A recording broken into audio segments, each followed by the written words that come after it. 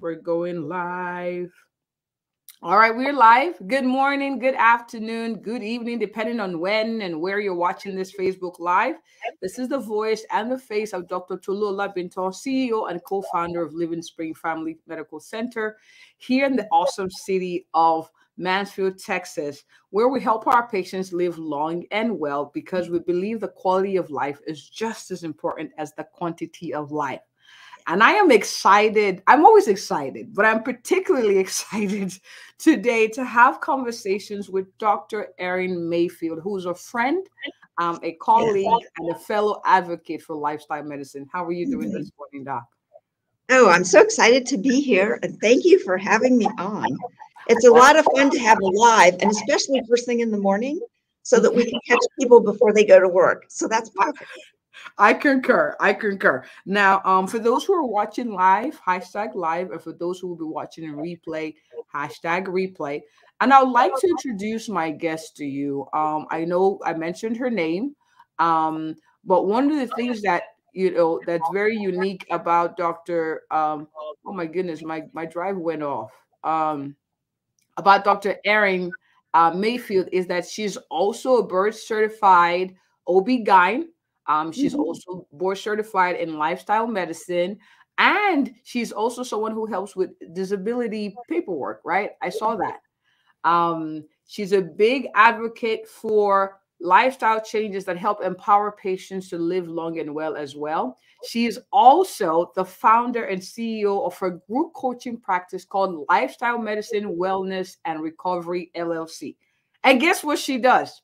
She helps people lose weight naturally using foods from the grocery store so they can live long and joyful lives. I love what you do, Doc. That's it. Yeah, thank you so much. Awesome, awesome. Now, inquiring minds want to know, why do you do what you do? Oh my goodness. Really, health, nutrition, and fitness have been my lifelong passions. Mm. I actually started working in the hospital when I was 19 as a nurse's aide. Went through Wow. most of nursing school. And I just love taking care of patients. I love being a nurse's aide and working at the bedside. I was attracted to osteopathic medicine because osteopathic medicine really promoted taking care of the whole person. And I wanted to learn manipulative medicine to have an additional modality to help people with whatever problems they had. And the musculoskeletal system is so important in disease processes. I mean, disease processes do manifest in the musculoskeletal system. But then, of course, I fell in love with women's health and delivering babies and ended up doing an OBGYN residency, still with the same emphasis. When women would come in for their annual exams, I love sitting down and talking about what turns out to be the 6 pillars of lifestyle medicine. We always talked about, what are the stumbling blocks in losing weight? Why do Mm. women feel like they can't lose weight? Why do they feel like they can't sleep? Why do they have anxiety? I mean, all of these things we would talk about at the annual exam.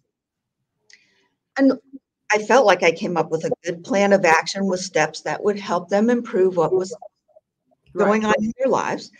But then they'd come back this next year and it seemed like they would have the same problems. And Mm. it was very painful for me to see them struggle and to have these issues or to watch them gain weight or develop diabetes or end up with heart disease or strokes. So what I learned when I went through the lifestyle medicine curriculum was that we have these new coaching methods to support people in their journey to lifestyle change, which is what I didn't have when I went to school. And I realized the reason that counseling patients once a year and handing them a piece of paper to walk out the door and say, okay, go do this, just doesn't work. It doesn't work. We know that, right? They need ongoing support. And change comes step by step. So I love the conversation that we're having today. And that is, what practical steps can people take to help start to affect this change? Because it's not going to happen overnight. Mm. And people need to reflect on their own habits, their own likes and dislikes, and what they really love, and then be curious about what they can do to make these steps toward eating a whole food plant-based diet so they can get rid of the toxic food in the standard American diet. Takes time, but it can be done, and it can be a lot of fun. It can be done. I love that, and Yes. I love the fact that you actually, because of the gap you noted from medical school, where the lifestyle teaching was not emphasized, that you actually went to get additional training to help you empower your patients to make these changes. So kudos to you for doing that. Oh gosh, Now, our topic today is Doc. I'm a meat and potatoes kind of guy or gal. Help me do more fruits and veggies. So our first question today is this: like, what's the big deal? What's with fruit and veggies? Why is it so important? oh my goodness. So we know nutrition is everything. We know that now because of the technology, we can actually identify the compounds in foods that can either be very healing or can drive the formation of disease. And of course, we didn't know that when I went to school. But the fruits and vegetables are really key because we have such a large variety at our disposal because of the transportation, because of the excellent transportation that we have with fruits and vegetables from overseas staying fresh within our country. So we've got this wide array of fruits and vegetables that we have access to in the grocery store that's not seasonal anymore. And each of these groups of foods has different compounds that are anti-inflammatory, that are healing, and that prevent the formation of atherosclerotic heart disease, help prevent strokes, are anti-cancer agents, and they're just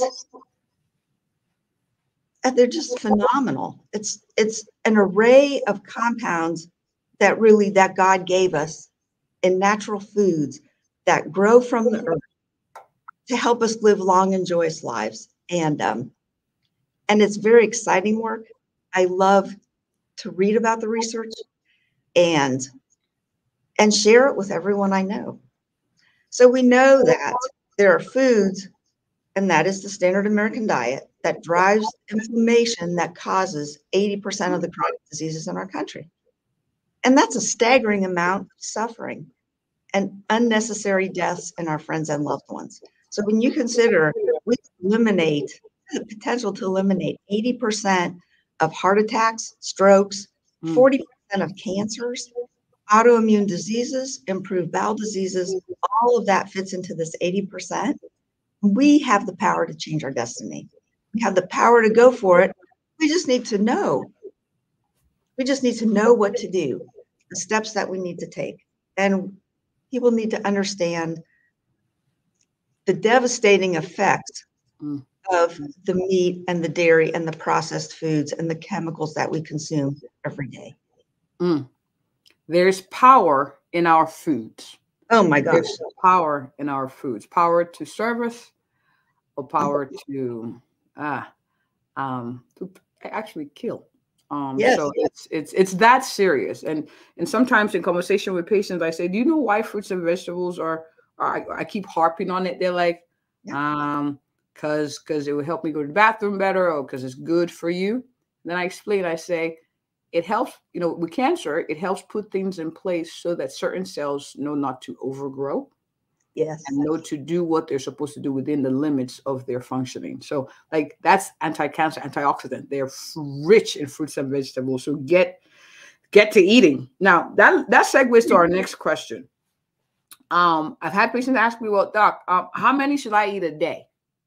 What's your general question, your response to that when someone asks, like, okay, how many should I eat? I'm not vegan, I'm not vegetarian, I don't want to be, but I want to do more fresh fruits and vegetable. How much would you say I'm safe with?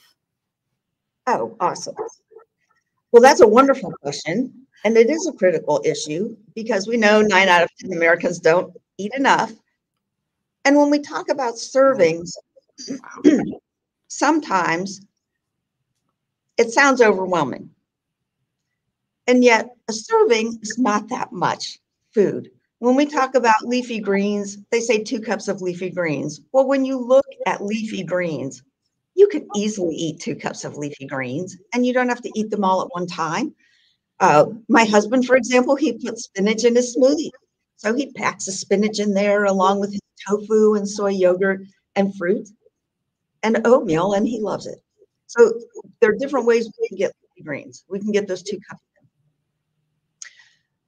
When it comes to beans, it's a half a cup. Half a cup is 1 serving. When it comes to fruits and vegetables, 5 to 6 servings. But we're talking about 1 banana, 1 apple, a mandarin orange, a cup of papaya. There's so many ways that we can get our fruits. And if we're on the run, that's perfect. Having fruit around us in our office or in our car or on the counter at home, that's the perfect way to get those extra servings, because when we have cravings, when we're hungry, we grab a piece of fruit and it's full of fiber, it's full of natural sugars, it's full of complex carbohydrates that helps insulin resistance, improve insulin resistance.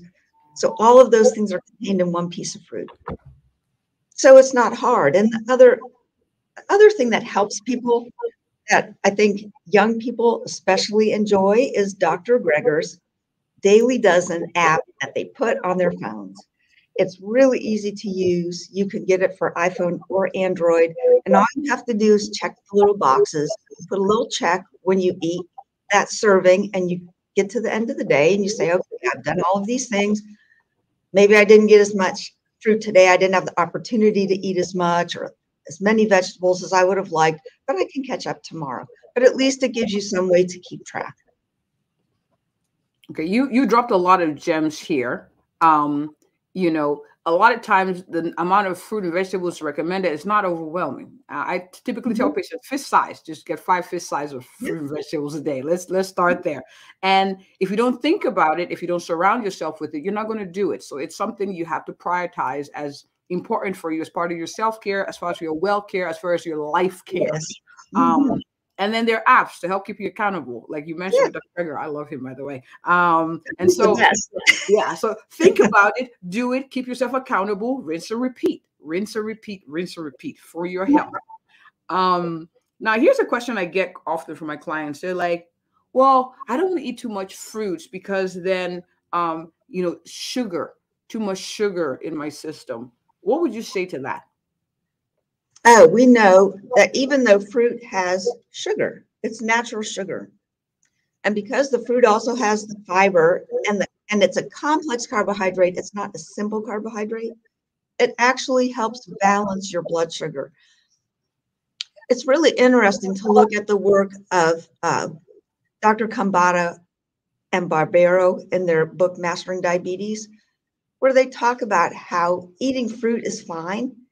It's because of the built up insulin resistance and the obesity that actually sets the stage for diabetics to have their blood sugar rise when they eat fruit. So they have a system in their book called green light, red light, and yellow light foods. And when people stick with it and they eat and they follow those guidelines, they can drop their sugars. I mean, with my brother, I worked with him. I actually went up, he had open heart surgery a year ago, and I went up and stayed with him the week after he got out of the hospital. Remember. Cooked all plant-based foods for him, slapped a diabetic sensor on his arm. He'd not had one in the past. And he dropped his blood sugars in 72 hours. We were able to get him off of 3 diabetic medications at that time. And that's how, and so that goes back to the power of the food. The fruits and vegetables, whole grains, and plant-based proteins are really high octane fuel for your body. And if people would look at that the same way they look at, you know, tending to a garden or putting the right kind of gas in their car, it's the same principle. You know, you can't put oil in your gas tank and expect it to function well. Right. It just doesn't. It breaks down eventually. So food is the same way for us. And I remember the story of your brother who had open heart surgery and who you actually had to go and advocate for him when it comes to his meals in the hospital, believe it or not, Yes. and help him get off 3 diabetic. I want to emphasize that 3 diabetic medicines just in the power of changing his food. Yes. Some of you may be looking and saying, "Oh, oh my goodness, it sounds hard." It's quality of life. What this is saying is your quality of life can be improved. You can live to enjoy those years, your retirement years, and travel and spend time with your Yes. families and do things that are important to you in good health. So as Yes. you put away that money, you got to Yes. start making changes like these that help to make you alive and well enough to enjoy those things. And that's why we're having this conversation. Yeah, absolutely. Because you can feel great. I started this journey, what I would consider later in life, as far as eating whole plant foods. I read the China study probably 10 or 12 years ago, and that's when I really dropped all of the animal protein. And you can see I feel wonderful. I mean, I feel really good. Do you have aches and pains when you're 66? Well, yeah, you do. You're going to have some. But I love the fact that I can be physically active, that I can go to the gym and work out with young people. And I just pray that everyone starts this journey at a younger age than I did, because they can feel better than I do, and they can work out at the gym at a lot later age than I do. I want everybody to feel this good when they're 66 and better. They can outdo me if they just start this at a younger age. And it's just so doable. You should see her in the gym. She's my motivation. I'm like, if Dr. Erin is doing that, I better get my act together and start to lose some weight. You just see her bench. Yes. Yeah. You are amazing. You are amazing. Well, thank you very much. But it's just really fun. But that's what I want for everyone. I want everyone to know. I mean, they can do this too. It's exciting. It's fun. We actually give cooking classes. Now we're giving them in person in our community in Pensacola, Florida, but we also do them online. And I think that also just makes this whole transition more lively and interesting. And when people can watch you cook plant-based meals, it makes them curious, and then they get to eat it at the end. So that makes it even better. And I think that we have a much higher conversion rate when we can feed people and say, see how delicious it is.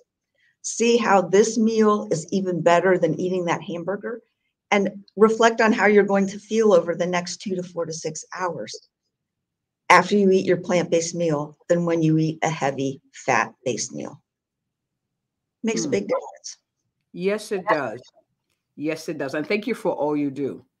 Now I have a patient who's asked, or a client who's, I wanted to give this example first. I had a client who saw me not that long ago, and she had gone through the Daniel's fast, and that's essentially where you're eating all plants. And she said she had noticed that joint pain was better. She didn't actually need pain medicine. She felt lighter. She felt more energetic. And she was like, oh my gosh. So we're not just saying that they're not theory. They're practical. These are real life examples of how what you eat can improve the quality of life. And so the inconvenience of eating healthy, whatever that may be to you, is worth it. So for whoever's watching, start somewhere. Start splashing and sprinkling more fresh fruits and vegetables in your diet. So our next question is this. I have someone who's watching who's like, but doc, I love the meat and I love it. Like, how do I start? Like, this just sounds overwhelmingly hard. What would you say to them? Well, there are a couple things. One is, we know there's a movement called Meatless Mondays. So we start out slowly. When people are willing to recognize that the meat can be damaging, I think that gives them more motivation to give something new a try. So if you just commit, you have to make a commitment to yourself. Okay, I'm going to try this just to see how it goes. Trying something doesn't mean that you have to do it forever. I mean, people always have the ability to try something and then say, this is not working for me, and do something else. But if you don't try, you never know. You never know if you can feel better or be better unless you try. So we go for Meatless Mondays. Let's try 1 day a week without meat. Let's try eating meat only once a day. Let's try remembering that the World Health Organization has declared processed meats a class 1 carcinogen. So that includes sausage, lunch meat, bacon, jerky, all of those things drive the formation of colon cancer and gastric cancer. So when you look, and this is how I help make my transition away from sweets. I love desserts. I'm the sugar queen. But I would look at it and I would visualize a lot. I visualize, okay, what's the damage that I'm going to do by eating this? And that helped me work through these humps where I think I've got to have this, or my cravings, I just have to give into this. I try to always circle back to, what is it going to do to me? Do I really want to do this to my body today? And you take one day at a time. So if you can do meatless Mondays, if you can eat meat just once a day, when you cultivate new food preferences, when you use spices, when you cook plant-based foods, when you substitute beans for meat, your taste buds change and you actually start to crave those things, and your body craves it. Your subconscious knows that those are the healthy foods that it needs. And all of a sudden you find that you're making this natural transition to healthier foods because you feel better. Just like your patient that told you that she felt better. Then all of a sudden you're willing to do those things because you love how you feel. And sometimes you don't realize how bad you feel until you start to climb out of it and you feel better. I mean, it's just like smokers. They don't realize how bad they feel until they stop smoking. And then all of a sudden, they breathe better. They have more energy. Their oxygenation is better. They sleep better. And the same principle happens with the food. The other thing that I like to bring up is there are some people who love beans, and it's a lot easier transition for them to just leave out the meat and stick with their beans. There's some people who never eat beans. And we know because of the fiber in beans, it can give you a lot of gas when you first start eating them. So we advocate for people to try to eat beans. They could even continue to eat what they're eating. And if they would just start adding some fruits and vegetables, just a couple extra servings, and a quarter to a half of a cup of beans every day, somehow. Just, it could be an oil-free hummus. It could be just sprinkling some canned black beans on their salad. It could be putting beans in their smoothie. But if they could start quarter to a half a cup a day, it allows their gut bacteria to adjust, and they start growing the healthy gut bacteria, and they can start killing off that unhealthy bacteria that exists when they eat fatty, plant-heavy foods. Man, you dropped a whole lot of gold nuggets here that I want to highlight. Meatless Monday, love that idea. One meat serving a day. And you mentioned this. I had a client come recently say that she's really panicked. She actually scheduled an appointment just to discuss risk factors when it comes to colon cancer. She says she's hearing that more and more people are having colon cancer at younger age. The World Health Organization has deemed processed meat a class 1, meaning the highest, most likely to cause colon cancer and other types of cancer. So I really want us to emphasize that, and it's really important to make these transitions for our health. I essentially told her this: eat more plants, like less processed meat. That's how you do your part. I think she was her 20th.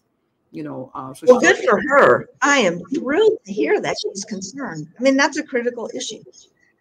And one other things I wanted to throw out really quickly is, about a month ago, the American Academy of Pediatrics came out and said that the crisis of obesity in children is so horrible that they recommended aggressive use of diet medications. I saw that. Medications, and if children needed bariatric surgery, my gosh, I thought my head was going to explode.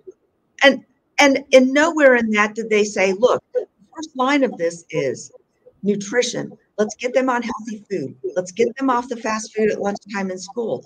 Let's get them off of the crappy sugar cereals in the morning. They'll feel better. They'll think clearer. They won't have brain fog. They won't get sleepy in the afternoon. They'll do better in school. But that's not what they said. And to me, that's just beyond a crisis point.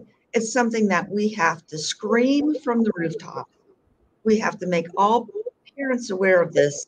We have got to fight the food policy in Washington so that we can so that they will recognize and acknowledge that a half a century of research showing that plant-based food is healthy and that the processed foods are killing us. I mean, they've got to recognize that sometime because we know it's killing us. The processed food is killing us because the example of doing colonoscopies at an earlier age, it's all because young people are growing up on processed food and meat. That's why. That's why they're getting cancer earlier. And that's a tragedy. That breaks my heart.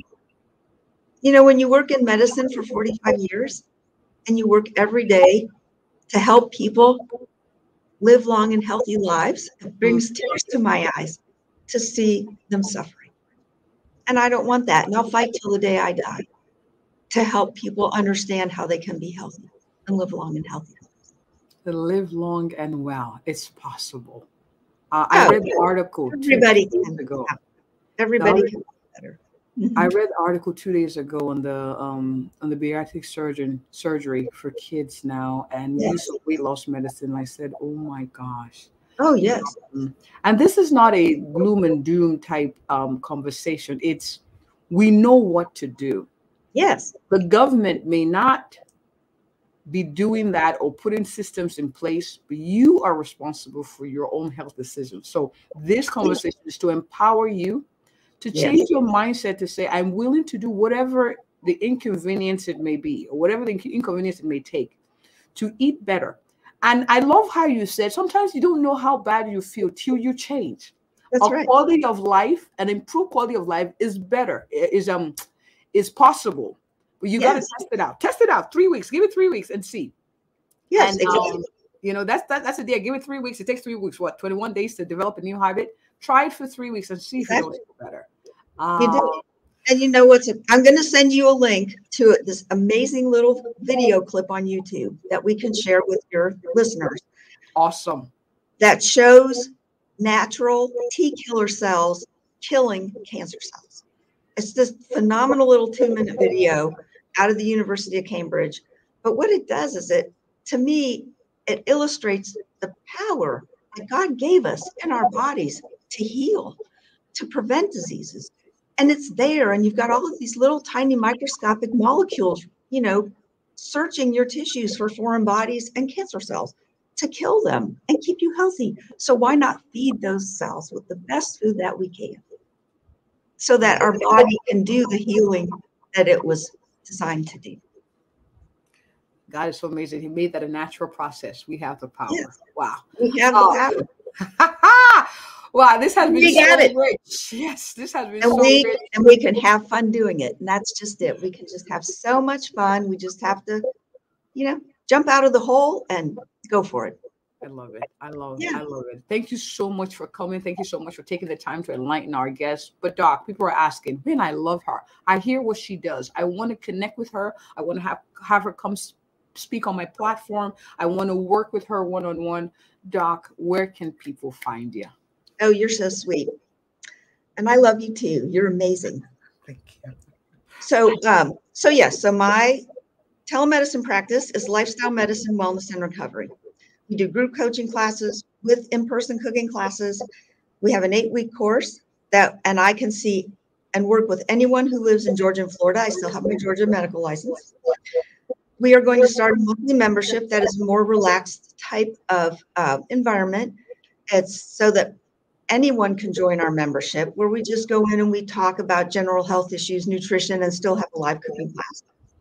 I do one-on-one consults, and everyone can reach me through my email and also through the website. The website is also lifestylemedicinewellnessandrecovery.com, and my email is Erin@drerinmayfield.com. So I am here for you. Awesome. And we're going to put all that information in the comment section of the live. Thank you so much, Doc, for coming.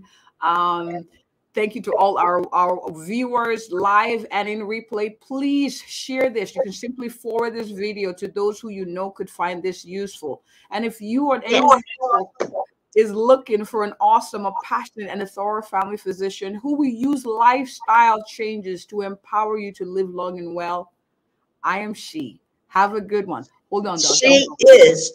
Dr. Tolu is the best. She's the sweetest woman ever. You've got to meet her. Thank you. Thank you, Dr. Tolu. My pleasure.